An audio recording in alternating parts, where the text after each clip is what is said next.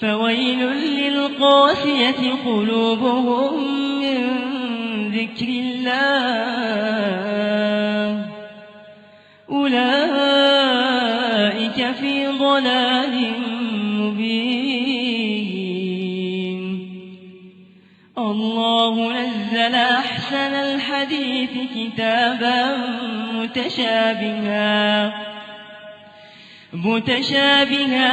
مثانية تقشعر منه جلود الذين يخشون ربهم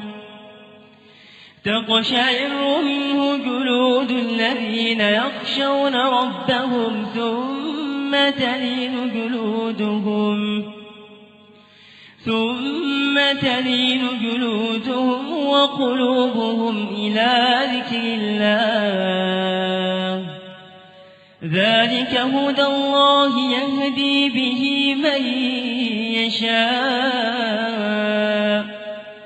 ومن يضلل الله فما له من هاد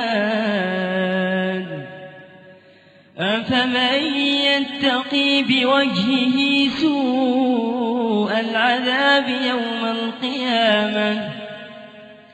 وقيل للظالمين ذوقوا ما كنتم تكسبون كذب الذين من قبلهم فأتاهم العذاب من حيث لا يشعرون فأذاقهم الله الخزي في الحياة الدنيا ولعذاب الآخرة أكبر لو كانوا يعلمون ولقد ضربنا للناس في هذا القرآن من كل مثل لعلهم يتذكرون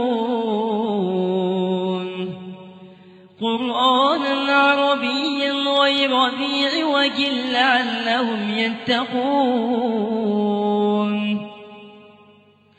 ضرب الله مثلا رجلا فيه شركاء متشاكسون ورجلا سلما لرجل هل يستويان مثلا الحمد لله بل أكثرهم لا يعلمون إنك ميت وإنهم ميتون ثم إنكم يوم القيامة عند ربكم تختصمون